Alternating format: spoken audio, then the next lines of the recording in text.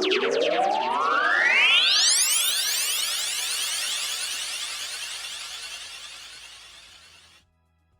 to Lab 3, Shared Preferences, Demonstration and Introduction. You will be making an app which has 4 corners, utilizing any view you wish. If you want to keep it simple, use the same view for all 4 positions. If you want to make it more interesting, use 2 or more different types of views. In this case, I use text views at the top and I use buttons at the bottom. You have to make them all square and also have to put in a seek bar. To handle the behavior of all 4 views, you should use the same listener. In this case, the listeners increment their respective views that are clicked. You do not have to put the clicks per second in. That's optional and that's for the bonus. And then, when you slide the seek bar, it should change your font size. It also must pop a snack bar.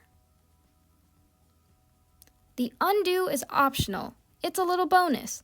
It pops it back to where it was. If I click undo, it takes it back to whatever the last setting was. Now we have 3262. When I close the app and open it back, 3262. I preserved the data. What I've done is store these values into shared preferences. That's when I put it on pause like this and I return to it, it restores the last value. You must store these values into shared preferences. You can either put them all into variables and then store the variables into shared preferences, or you can take the text from each of these views and send them straight into shared preferences and pull them back. However, if you're working with text only, remember you have to convert it back or parse it into integers before you perform your mathematic functions, and then put it back as strings. I've also put in a clear option. If I do a long click, like right now, you'll see that all my values get reset to 0. I clear my shared preferences and reset the state. If I go like this, everything goes back to the way it was. There's my clear. I applied my long click reset option to the layout itself. If I long click anywhere, it'll reset. And then, for fun, you can do a clicks per second. Report how many clicks per second. In this case, it's an ongoing timer for me. Since I started this recording 3 minutes ago, it's taking my clicks and dividing it by that amount of time. I'm not doing so well, but I am making up time by clicking, like really fast, and now my hands are getting tired. And then I hold down and boom! You should note the differences between a snack bar and a toast. When I do this, you can see that this is a snack bar, and when I do the clicks per second, this is a toast. As a review, the demonstration requirements are that you have 4 views and a seek bar in the layout. You have an on-click listener, which increments the respective view using the same listener for all the views. You should have all your data stored into shared preferences on the device, so that when you pause it and then resume, you're able to get your data. Set a long click to reset your shared preferences and your current layout. Your seek bar should change the size of the font and pop a snack bar. You can add an undo action as a bonus if you wish. You can also try to show the clicks per second for fun. And up here in the 4 views, you may use buttons, text views, or any other view you wish. Keeping them 4 of the same will make it easier. Using 2 or more different views will be more fun. We're going to give you a brief overview of the Android lifecycle. We'll have an app specifically for this later on, but for now, the activity starts, onCreate gets created. Hey, get it? On creating apps? Then onStart gets called, then onResume, and then your activity is running. If you pause the activity, you're going to trigger onPause. And when you resume, onResume is called. Later on, we'll look at onStop and onDestroy. For today, our primary focus is on onPause and onResume. Every time our app pauses, we should store all of our values in shared preferences and saved into shared preferences every single time it is clicked. If you click top left corner, it stores the top left corner into shared preferences. OnResume is the one that you have to use. When our OnResume occurs, you need to pull all of your data from shared preferences and update your layout so that when it is resumed, it looks the way you want it to look. You should read about shared preferences in these 3 links. And for those who want, you can look at the shared preference tutorial to get a feel for what it looks like. You can read about the seek bar and its implements at this link. Similarly, you can look up snack bars and when to use them here. And this link will show you how to use them.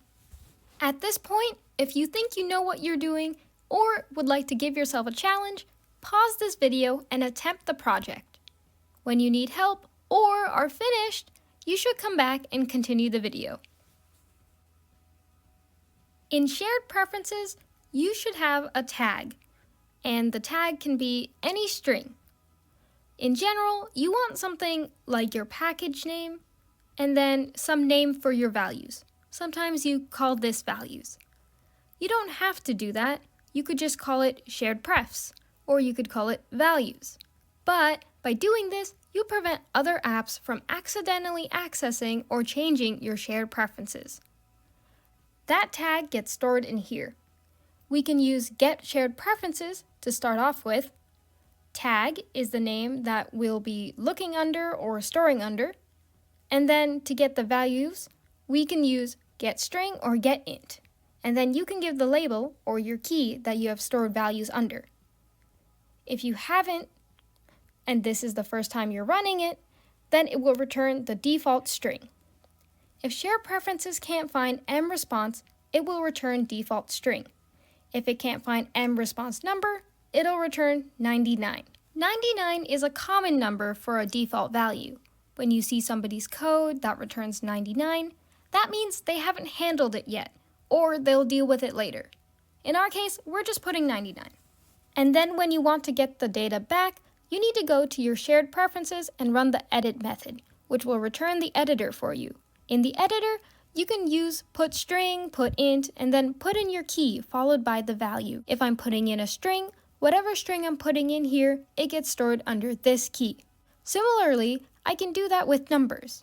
But in this case, since my button has a text view, I have to get the string and parse that string into an integer.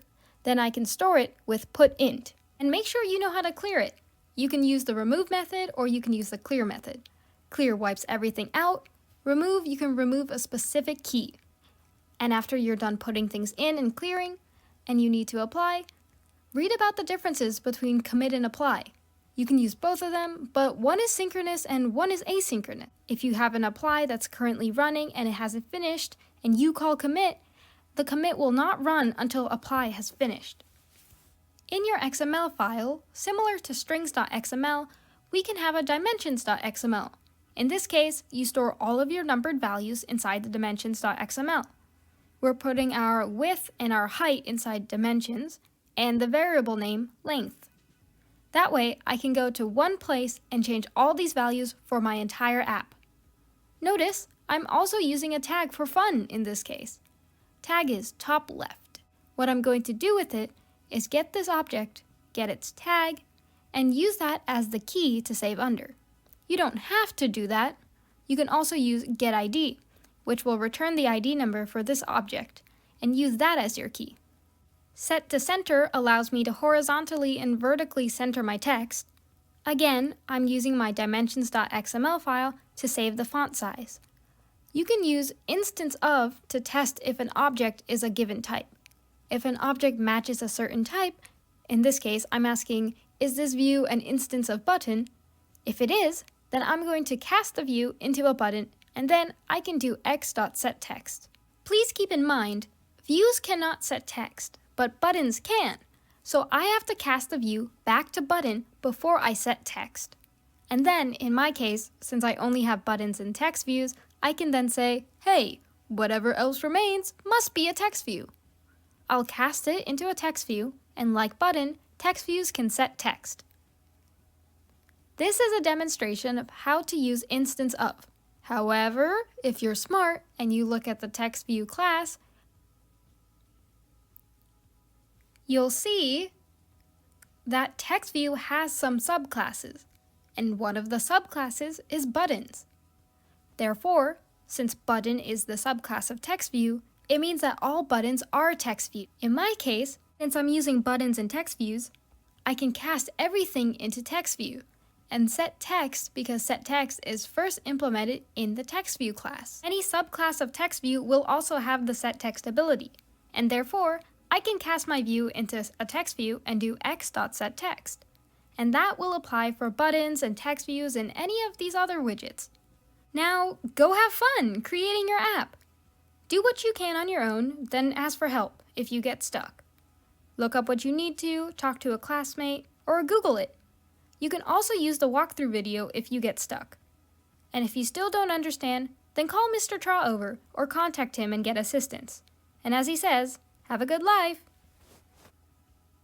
Useful links are on the site's page as usual, and the video walkthrough is right here if you'd like.